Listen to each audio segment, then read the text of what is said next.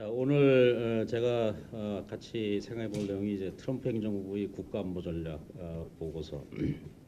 과연 이거를 우리가 어떻게 봐야 되고, 또 동북아라든지 그다음에 이 한반도 안보에는 어떤 영향을 미치게 될지, 일단 뭐 제 결론부터 말씀드리면 좀 걱정되는 건 사실이에요. 무엇보다 이제 이번 트럼프 행정부가 갖고 있는 그 세계 정세에 대한 인식 자체가, 제가 뒤에 다시 말씀을 드리겠습니다만, 굉장히 제로섬적으로 보고 있어요. 이 국제관계의 본질이 경쟁이다. 그리고 역사의 변함없는 그 연속성의 하나는 바로 힘의 대결, 컨테스트 오브 파워다. 이게 기본의 인식이거든요. 그 뭐 이미 힘을 통한 평화, 트럼프 행정부가 이제 출범하면서 그거를 누누이 강조를 했고, 그 힘을 통한 평화를 위한 그를 구현하기 위해서 그 위대한 미국을 재건하겠다. 그죠? 그리고 철저하게 미국 우선주의, 뭐 군사든 안보든 경제든 미국의 이익을 철저히 앞세우는 이런 전략으로 앞으로 나가겠다. 그럼 그게 이제 세계 질서에 대해서는 아마 자유주의 국제 질서의 약화를 의미할 것이고, 동맹이 자동적으로 존중되는 그런 시대는 더 이상 아닌 것 같아요. 그러니까 동맹도 미국 이익에 도움이 돼야 된다. 아마 그런 이렇게 해석할 수 있겠죠. 그래서 일단 아시다시피 미국은 이제 보고서 체계가 아주 좀 체계적입니다. 그러니까 백악관에서 발간하는 국가안보 전략 보고서, 내셔널 시큐리티 스트래티지가 일종의 그 최상위 개념서라고 할 수 있겠죠. 그래서 국가안보 전략 보고서가 나오면 그 국가안보 전략 보고서의 상황 인식이라든지 국가 목표에 맞춰서 지금 보셨을 겁니다. 내셔널 디펜스 스트래티지가 나왔죠. 국방 전략이 더 나왔고, 그리고 조만간 뉴클리어 파스처 리뷰가 더 나올 거예요. 아마 NDS가 나왔으니까 조금 있으면 또 내셔널 밀리터리 스트래티지가 나올 것이고, 그리고 또 몇 년 있으면 저 국방부가 4년마다 내는 QDR 보고서도 나오겠죠. 일목요연하게 이 미국의 보고서 체계가 그렇게 되기 때문에 아마도 오늘 우리가 논의하는 이 국가안보 전략 보고서의 상황 인식이라든지 미국이 앞으로 추구할 국가안보의 목표라든지 그 위협에 대한 인식을 보면 대체로 이 행정부가 어디에 중점을 두고 앞으로 대외 전략을 펼 것이다 하는 아마 감을 잡을 수 있지 않을까 생각이 듭니다. 그래서 1986년도에 그 골드워터 니콜스법이라는 게 있었어요. 골드워터 니콜스 디파트먼트 디펜스 리오르거나이제이션 액트라는 게 이제 정확한 명칭인데, 이때 처음으로 미국은 법에 의해서 행정부의 수장이 의회에 이 국가 안보 대외 전략의 기본 골격을 보고하도록 되어 있습니다. 그러니까 매년, 원래는 이제 매년 의회에 그걸 보고하기로 되어 있어요. 그래서 역사를 쭉 찾아봤더니 초기에는 매년 뭐 하다가 그 다음에는 행정부가 바뀌면서 대개 한 4년에 한 번 정도 이제 발간하는 걸로 이렇게 되어 있습니다. 뭐 제가 그 표에 요약한 대로 대체로 보면 조지 W 부시 행정부 때 2번이 나왔고, 오바마 때 2번이 나왔고, 그리고 지금 트럼프가 지금 하고 있는 것이죠. 그래서 이제 내셔널 시큐리티 스트래티지 보고서를 발간하는 목적은 뭔가, 대체로 몇 가지 목적이 있는데 첫 번째는 아무래도 이제 국가 대외 전략이다 보니까 행정부가 가진 이 국가 안보에 대한 전략 비전이 뭔가, 그걸 이제 의회와 소통하는 데 이제 목적이 있고, 또 그럼으로써 의회의 예산 그 확보를 촉구하기 위한 그런 목적이 있는 것이죠. 두 번째는 아무래도 이제 행정부의 전략적 비전을 해외 관련국들, 그러니까 그 포린 오디언스과 소통하기 위한 것이고, 그 세 번째는 국내 지지자들 및 정파를 상대로 행정부의 그 의중을 알리기 위한 것이다. 그리고 네 번째는 행정부 내 외교와 국방을 담당하는 기관들 사이 내적 공감대를 확보하기 위한 것이고, 마지막으로 이제 대통령의 전반적인 어젠다 내용과 메시지를 널리 퍼뜨리기 위한 이런 목적으로 이제 국가안보 전략 보고서가 발간이 된다, 이렇게 볼 수 있을 것 같습니다. 그래서 처음 이제 트럼프 행정부가 출범하고 나서 이제 1년이 됐는데, 1년이 거의 다 되는 시점에서 발간을 했어요. 그래서 이 보고서의 내용을 우선 좀 찬찬히 볼 필요가 있지 않나 생각이 들고, 이 보고서의 기본적인 골격이나 정신은 이미 우리가 알고 있는 트럼프 행정부, 지난 1년 동안 뭐 하여튼 굉장히 좌충우돌식의 대외 전략을 펴왔고, 또 굉장히 특이한 대통령이에요, 그죠? 그 트위터질을 그만할까 했더니 더 하고 있고, 지금 대통령 되고 나서. 그리고 그동안 미국이 비록 이제 그 뭐 욕도 먹었지만 그래도 이제 자유주의 국제 질서를 위해서 개방되고 그 룰에 입각한 국제 질서를 유지하기 위해서 나름대로 공공재를 많이 공급한 이런 역할을 미국이 해왔는데, 갑자기 이제 트럼프 되니까 그게 아닌 거예요. 이제 미국도 철저하게 자기네 국익 위주로 모든 걸 하겠다, 이렇게 나오는 게 그걸 이제 표현한 용어가 뭐 트럼피즘이라는 용어도 나왔고 뭐 그렇죠. 그래서 트럼프 왜 어떻게 당선이 됐을까? 이게 뭐 작년도 그 1년을 쭉 저도 좀 분석을 하면서 대체로 본다면 그 세계화 시대 일종의 뭐 반작용이라고 그럴까요? 그 일종의 내셔널리스트 파퓰리즘이 전 세계적 공통된 현상인 것 같습니다. 세계화 시대에 이 세계가 전 세계가 급격한 경제 성장의 혜택을 받았지만 세계화라는 건 항상 또 그 이면이 있잖아요. 그늘이. 그러니까 세계의 피해자.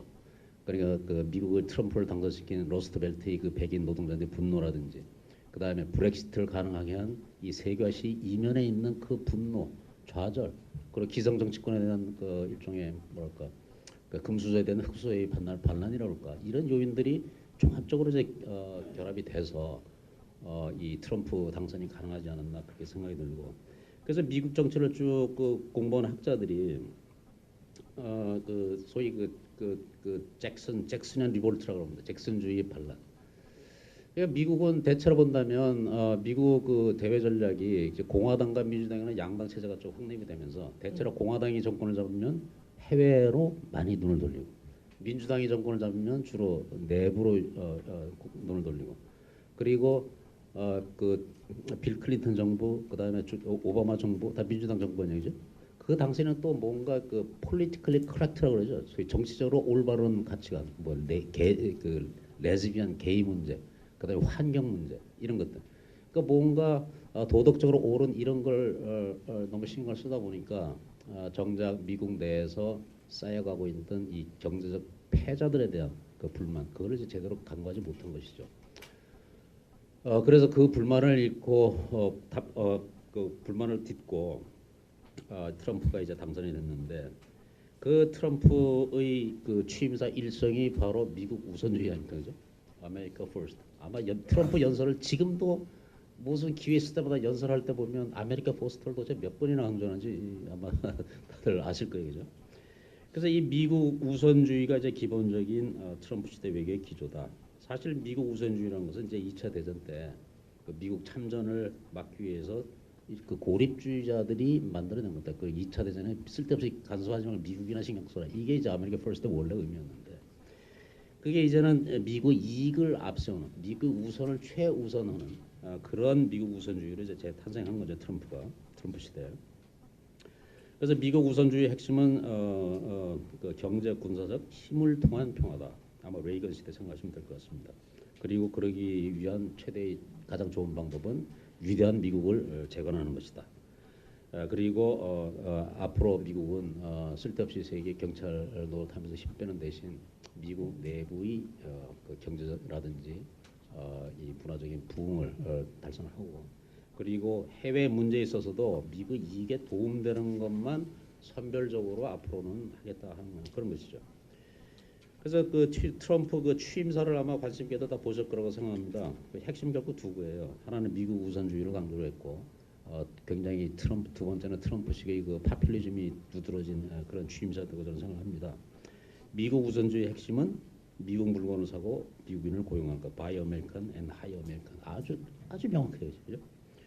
그다음에 이제 그 파퓰리즘을 이행할 때 이제 워싱턴 아웃사이더 아닙니까 트럼프가 그 부동산 개발로 이제 돈을 벌었고 공직 경험은 한 번도 없어요. 군도 뭐 군사학교 다닌 게 다하고 워싱턴 아웃사이더인데 이 그 취임하면서 이제 기성 정치권 공화 민주들을 싸잡아서 이 기존 정치권들이 미국의 국민들에게 봉사하지 못했다. 이걸 굉장히 강하게 이제 비판했죠. 그리고 이제 취임을 해서 그 이후에 우리가 알고 있었던 그 미국 그 우선주의에 대해서 많은 걱정이 있었는데 그 게리 콘 국가경제위원장하고 그 허버트 맥마스터 국가안보보장관이 이제 월스트리트 저널에 기고한 유명한 아티클이 있죠. 그 아티클에 대해서 이제 미국 우선주의를 좀 더 설명을 했는데 트럼프 대통령이 보는 세계라는 것은 이런 겁니다. 세계는 이제 글로벌 커뮤니티예요. 글로벌 공동 이런 건 존재하지 않고 그건 허구고 국가와 비정부 행위자 기업들이 이익을 위해서 자기 이익을 위해서 서로 관여하고 경쟁하는 무대가 바로 국제관계라는 거예요. 아주 명확해요. 그렇게 서로 자기 이익을 위해서 모든 행위자들이 국가는 물론이고 기업이든 이런 것들이 다 자기네 이익을 위해서 각축을 하다 보니까 그러니까 미국 우선주의라는 게 아주 당연시되는 이런 철학을 갖고 있는 것이죠. 그래서 세계를 이런 식으로 파악을 하다 보면 그 어떤 결과가 나올 거예요. 그러니까 미국과 이익을 공유하는 국가들은 미국의 침묵, 미국의 이익을 거스르는 국가들은 미국의 강력한 저항에 봉착하게 되고 여기에는 뭐 기존의 동맹이니 뭐니 이게 상관없습니다. 동맹도 미국의 이익이 돼야 된다. 아마 지금 한국에 대해서 하고 있는 걸 보시면 최근에 아실 겁니다. FTA 뭐 세탁기 또 보니까 세이프가드 때문에 철퇴를 맞았잖아요. 앞으로 반도체 뭐 문제도 이제 심각해졌고 자동차 문제도 그렇고.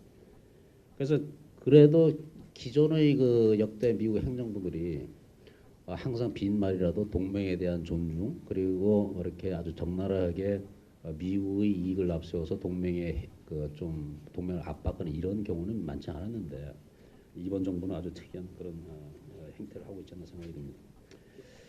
그래서 그게 이제 트럼프 정부의 기본적인 인식인데 거기에 입각 그걸 우선 제가 배경으로 말씀을 드리고 국가안보전략 보고서를 조금 더 심층적으로 보겠습니다.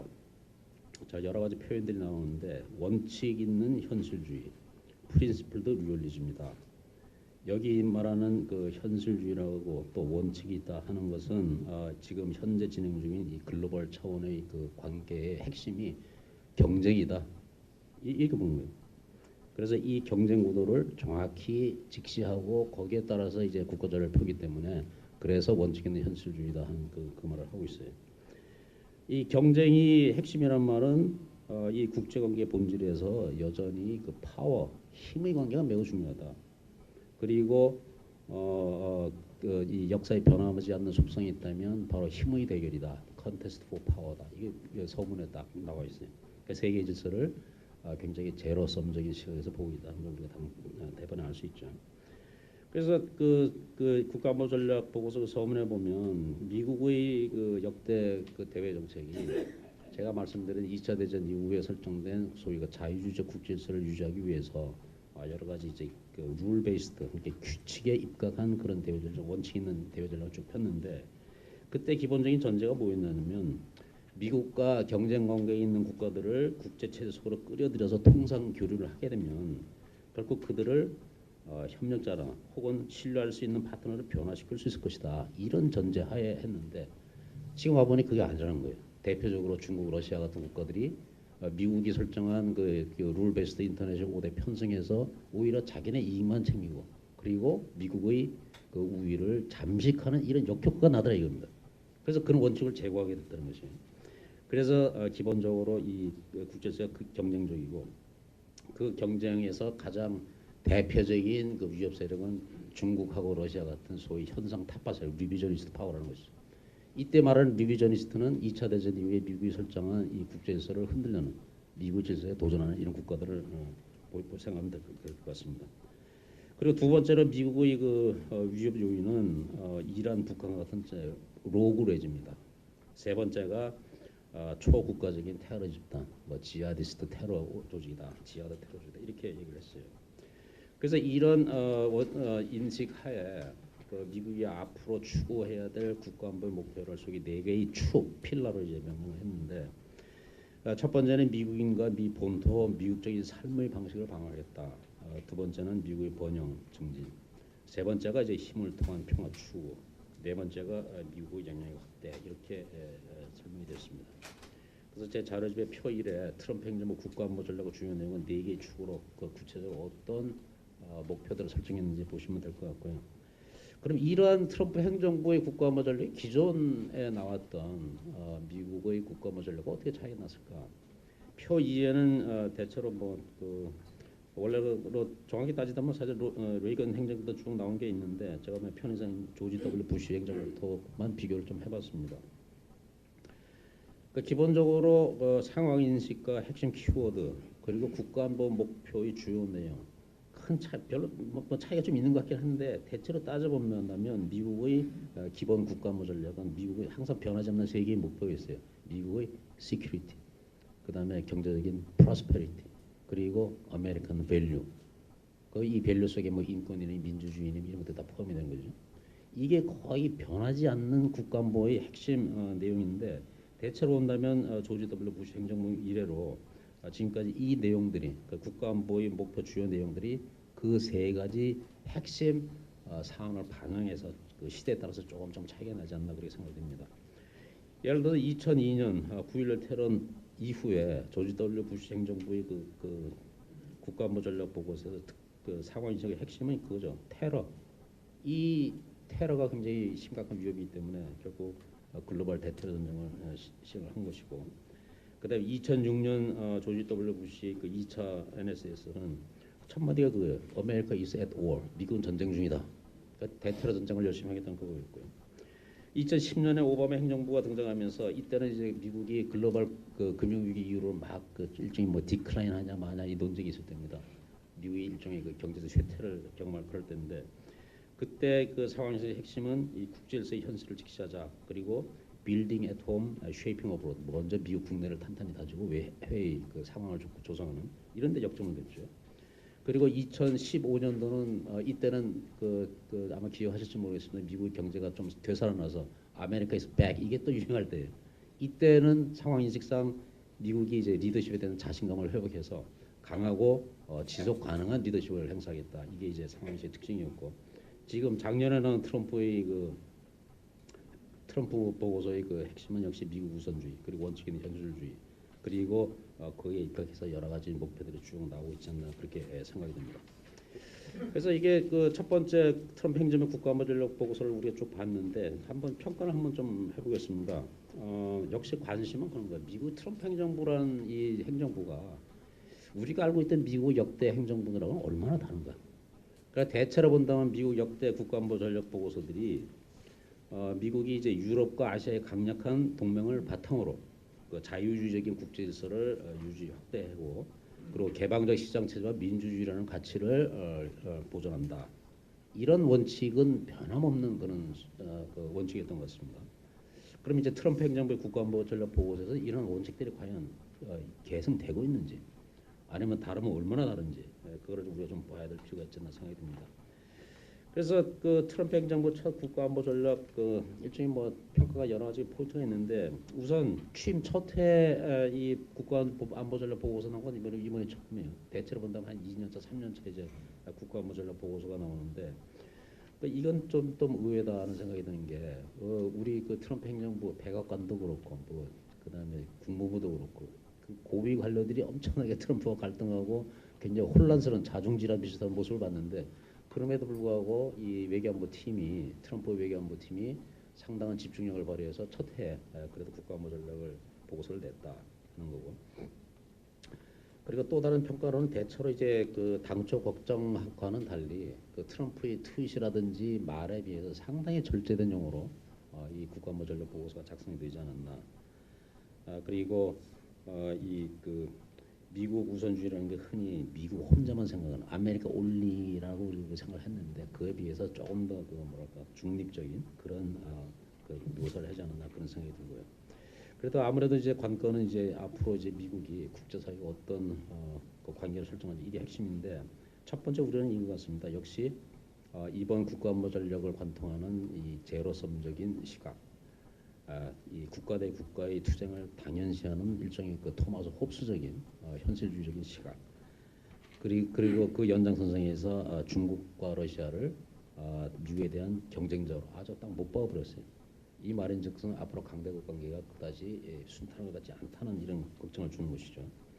그리고 외교안보만 그런 게 아니고 이제 경제적으로도 마찬가지입니다. 경제도 경쟁 관계로 보는 거예요. 그러니까 어떻게 말한다면 미국이 지금 21세기의 세계화 시대에 역설적으로 18세기, 19세기 중상주의로 돌아가고 있다는 이런 평가까지 나오고 있는 상황입니다. 우리 머켄틸리즘, 중상주의라고 얘기할 때 우리 뭐 북극강병론에 나오는 그런 생각이죠.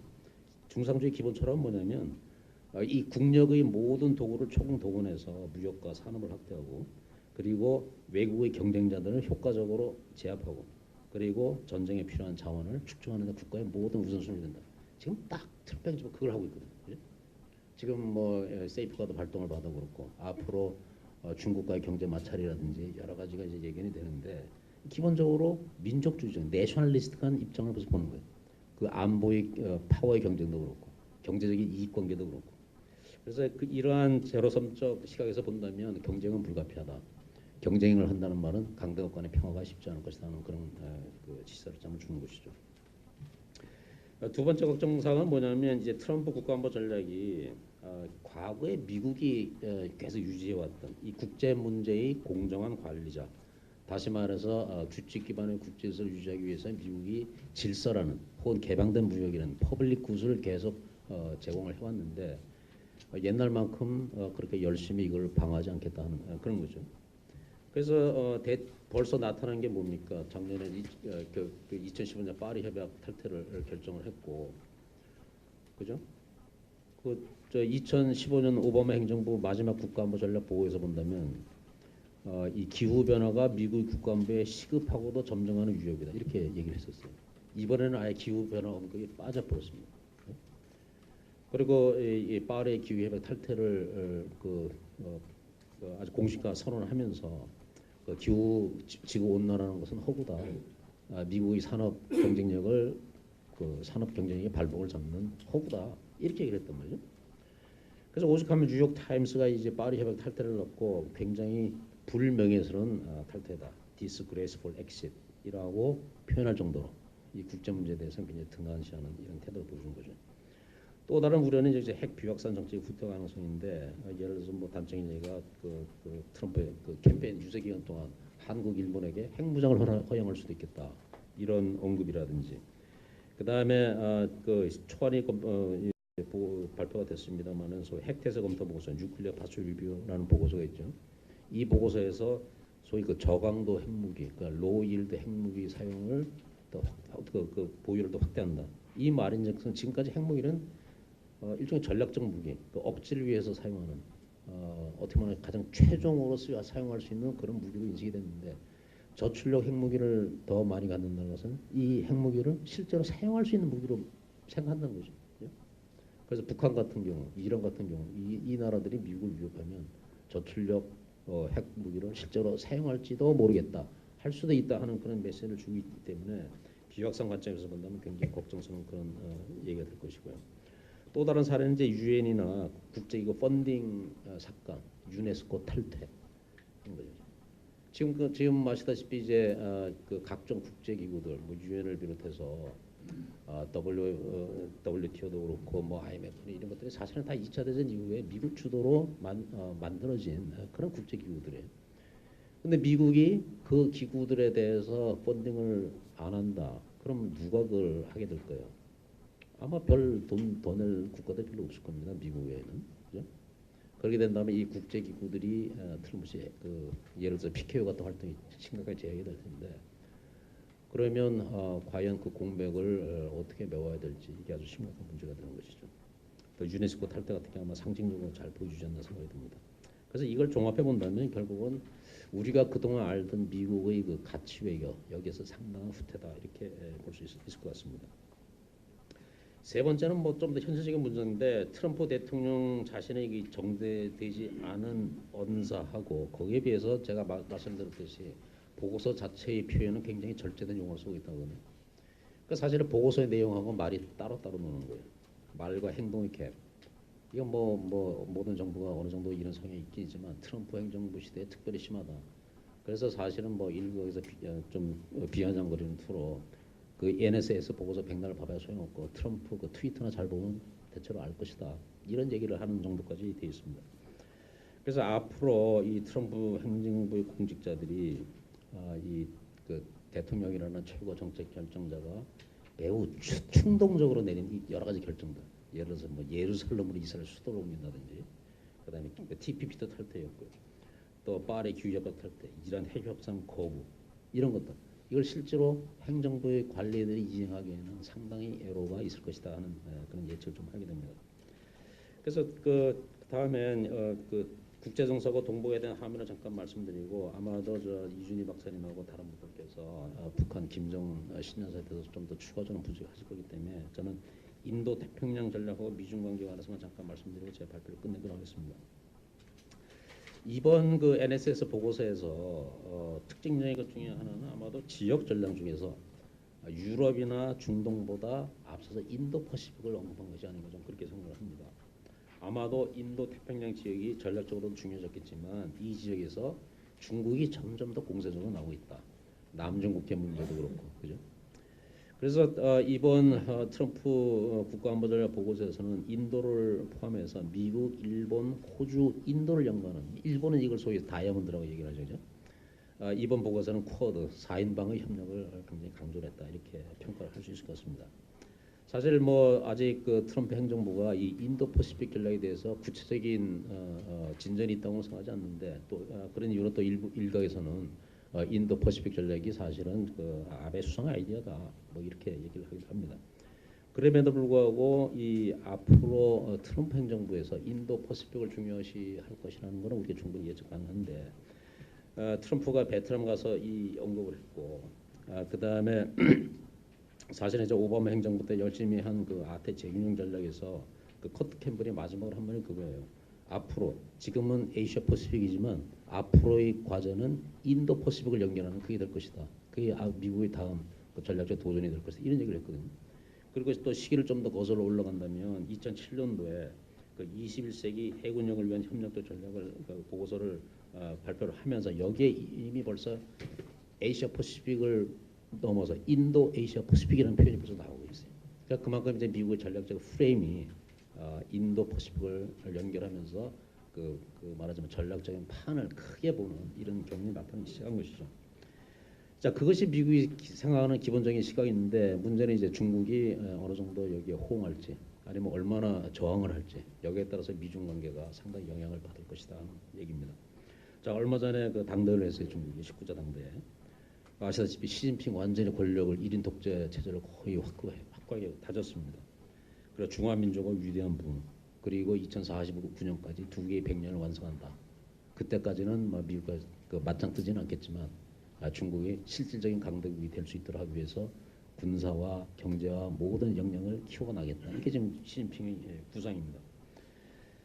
그래서 지금 2049년까지는 중국 나름대로 이제 국가의 완성, 강대국의 완성이라고 이런 중국몽의 완성이라는 이런 국가 목표가 있기 때문에, 그때까지는 아마도 미국과의 그 일종의 갈등을 관리하는 이런 그 태세를 취할 거로 생각이 되는데, 이제 문제는 이제 그 미국이 이 NSS 보고서에서 적시한 대로 중국이 미국의 핵심 경쟁자다. 그리고 그에 따라서 실제로 예를 들어서 경제나 안보나 이런 면에서 중국과 충돌을 한다면 그 다음에는 굉장히 아마 미중 관계가 험난해지지 않을까, 좀 그런 생각이 드는데, 물론 그것은 우리가 뭐 아직까지 어떻게 그 확답할 수는 없는 그런 문제입니다. 다만 미국과 중국의 그 경쟁 이게 심해지면 양상은 뻔해요. 제가 그 보고서에 썼습니다만은 이 아시아에서 지정학적 경쟁이 부활할 것이다. 그리고 아시아 국가들을 통한 일종의 미중 간 대리 세력 경쟁이 벌어질 가능성이 크다 하는 게 제가 걱정하는 것이죠. 그리고 북핵 문제에 대한 그 미국 인식을 잠깐 말씀드리고 끝내겠는데, 북한은 지금 아시다시피 이제 그 금년 신년사에서 국가 핵무력 완성의 위협을 달성했다. 이게 기본적인 선언이죠. 그리고 미국에 대해서는 내 책상 위에 핵 버튼이 있으니 함부로 까불지 마라. 선제도 공격하지 말고. 근데 뭐 미국 인식이 그 뭐 겁을 먹겠습니까, 북한에? 그랬더니 트럼프가 트위터로 뭐라고 반박을 했어요. 나도 핵 버튼이 있다. 내 거는 더 크고 강력하고 작동도 한다, 이렇게 했거든요. 그러니까 힘을 통한 평화를 내서는 트럼프가 아마 북한의 김정은의 공갈에 뭐 겁먹을 이유는 없을 것 같고, 그죠? 그리고 앞으로 이 그 김정은의 신년사에서 이제 자기가 핵무력을 완성했기 때문에 트럼프가 전쟁을 거르지 못할 것이다. 제가 보면 그건 착각이죠, 그건 북한이, 그죠? 그래서 그런 착각과 상황 판단의 착오 속에 이 그 갈등의 위험이 커지면 안 되겠다는 게 제 걱정이고요. 그리고 그 미국이 북한의 핵 공갈에 굴복할 가능성은 전혀 없다. 결국은 지금 현재 하고 있듯이 미국의 그 북한에 대한 대북 압박 정책은 지속될 것이다. 이 평창 올림픽에 그 예를 들어서 남북 뭐 대화라든지 북한이 참가하면 좋은데, 그게 그 대북 제재를 약화시키거나 그다음 비핵화 그 목표를 흐트러뜨리는 그런 게 돼서는 안 된다 하는 것이 미국의 기본적인 시각입니다. 자, 그래서 지금 우리 한반도 상황이 금년 초부터 아주 역동적으로 바뀌고 있는 것 같습니다. 신년사 이후에 사각지대라든 고위급 회담이 열렸고, 그리고 많은 사람들이 비관적으로 생각했던 북한의 평창 올림픽 참가, 아주 일사천리로 진행이 되고 있는데 분명한 이런 것 같습니다. 스포츠가 평화를 만들 수는 없다. 평화할 때 스포츠는 더 효과가 있을 수 있어요. 그죠? 그래서 이 그 평창이라는 일종의 그 뭐랄까 일시적인 해빙이라고 할까 이 그 평화 제스처에 대해서 우리가 좀 너무 들떠서 보는 이런 건 좀 자제해야 될 것 같고 이 그 평창 이후를 지금부터라도 준비를 해야 되겠죠. 아마 4월부터 이 한미 연합훈련이 제기가 될 텐데 그렇게 된다면 아마도 한반도 사태가 이 평창의 온기를 잇고 다시 대결의 국면으로 갈 가능성이 매우 크다고 저는 봅니다. 그래서 이 평창 동계올림픽이 남북 관계를 개선하고 우리 국제적 위상을 제고할 수 있는 분명한데 남북 관계 개선을 위해서만 이 올림픽을 개최한다 이런 생각을 버리고 지금부터 평창 이후를 대비해야 되지 않겠다 생각이 듭니다. 사실 평창 올림픽이라고 얘기를 하는데 지금 한번 우리 운동선수도 관심 있는 사람이 있어요?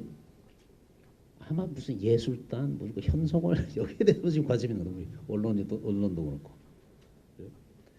그래서 이 평창을 계기로 좀 지속 가능한 평화가 오면 좋은데 제 평소에 북한의 행태를 보건데 그런 가능성이 많지 않은 것 같고 앞으로 다가올 이 한반도의 파고에 우리가 충분히 대비를 해야 되겠다. 그 말씀과 함께 제 발표를 마치겠습니다. 감사합니다.